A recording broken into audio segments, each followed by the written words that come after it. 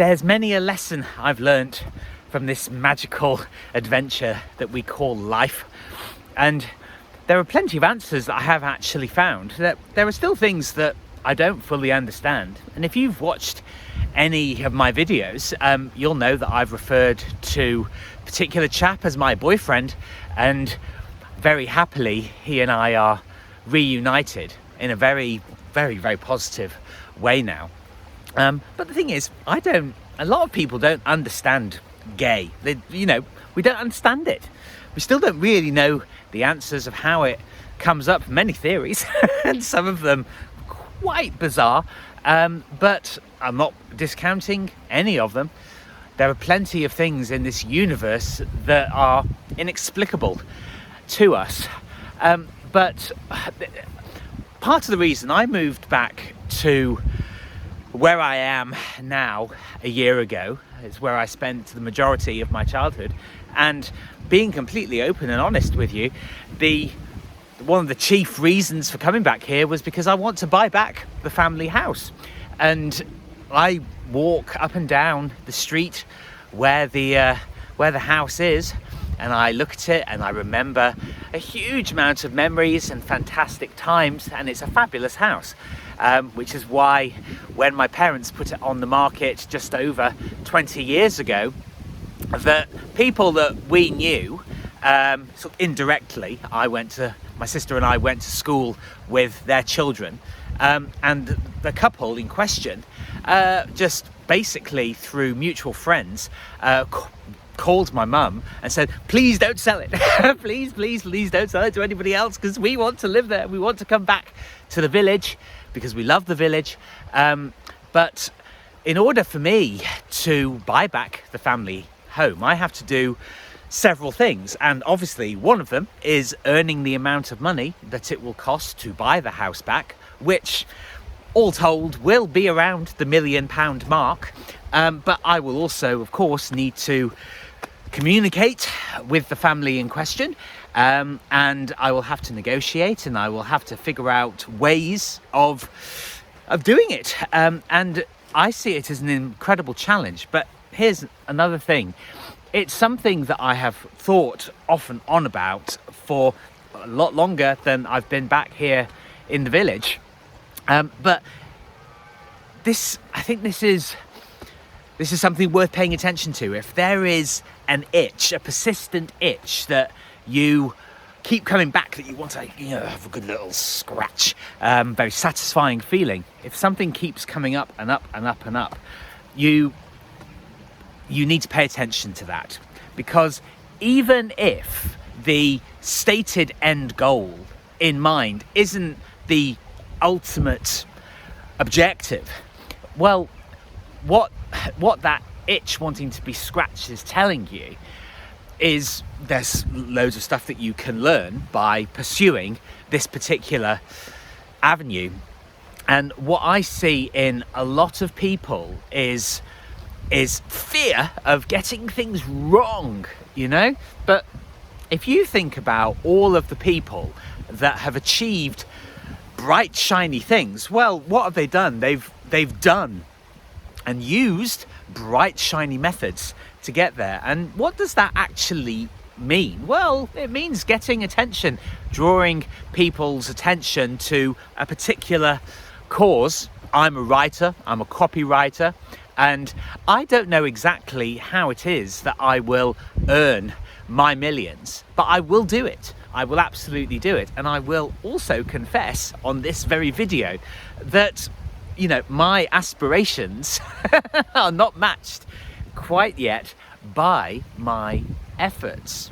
And I know that at various stages, of online media and social media and YouTube and all this different stuff, that there have been a handful of people in the last 10 years or so who have had an enormous impact. And I used to absolutely devour Jordan Peterson content, because he tapped into something, and obviously he became sort of indirectly became famous for sounding like Kermit the Frog, which he does, and he's clever. He's embraced it. Now the thing is, from a political and cultural point of view, a lot of people have problems with him because he's represented by the same agent who represents all of the dark forces, Creative Artists Agency, CAA, based out of Hollywood. A lot of people have massive problems with that. And you know what? Fair enough.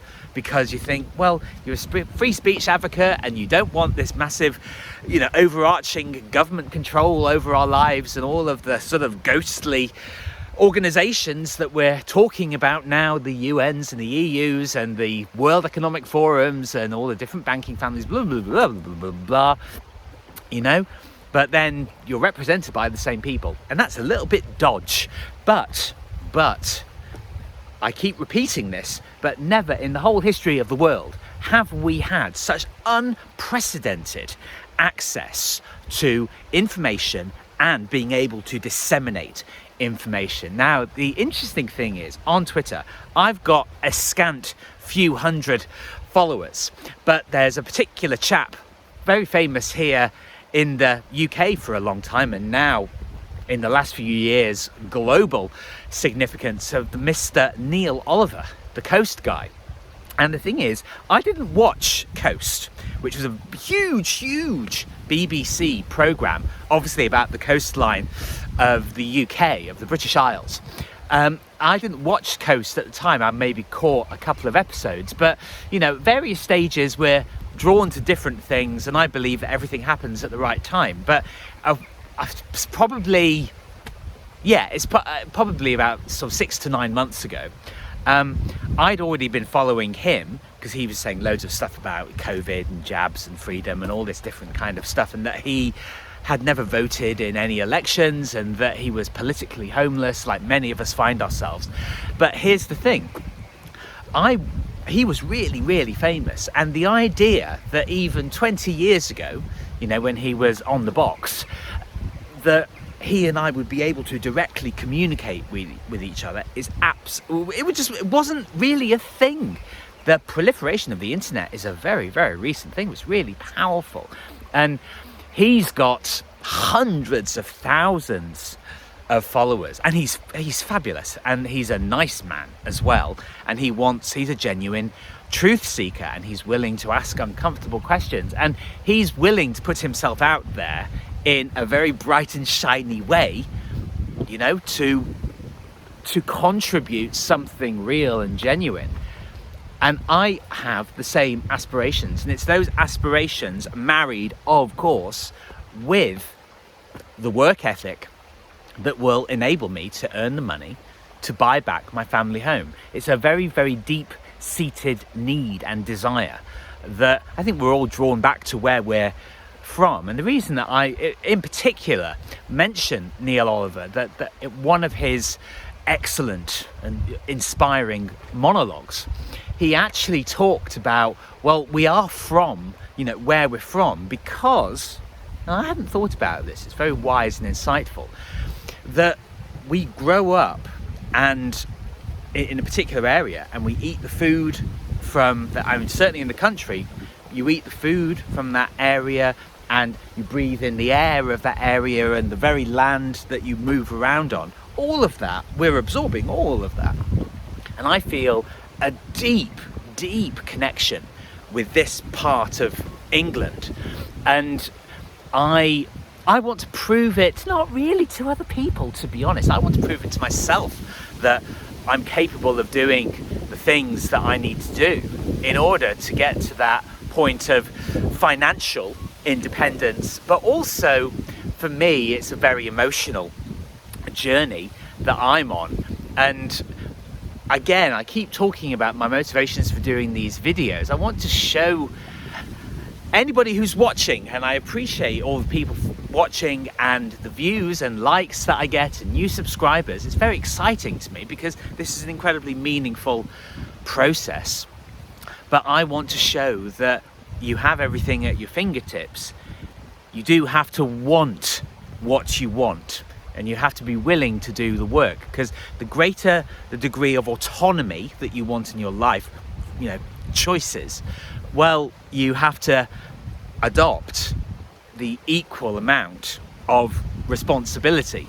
So if you want big things, You have to do big things. And that's for anybody, I don't care who it is, Elon Musk, or for Andrew Tate, or for Donald Trump, or for whoever it is, everybody has a certain amount of trepidation about what they're doing. They just don't let it stop them. You see? They just don't let it stop them. Neil Oliver took enormous risk in speaking out because he had huge trappings of that particular life when he was on the telly, and he was willing to sacrifice that for a far greater prize of being truthful. And I hugely admire him for doing that. And I know that I have the powers within me to be consistent and productive to achieve what I want. And I know that if you're watching this, that you have that same capacity and potential as well. It's just how much you want to realize it. And certain people get to a point and think, yeah, I'm good with this. But I'm not quite at that point yet. I'm only just really getting started with all of this, but I know that it brings me great satisfaction and meaning and purpose to do the things that I say that I'm going to do. And that's the beauty of integrity.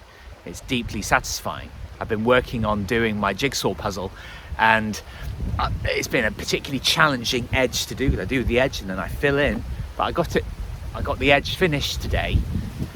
And if you imagine that you bring that same work ethic and that same perseverance to everything that you do, imagine what your life will look like. So this has been a long video, but life teaches you many lessons.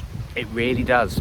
And if you actually put the wisdom into practice, you'll realize that you are truly a child of the universe, and that your power and influence is far greater than you currently imagine. And with not even that long period of focused effort, you can do fabulous things.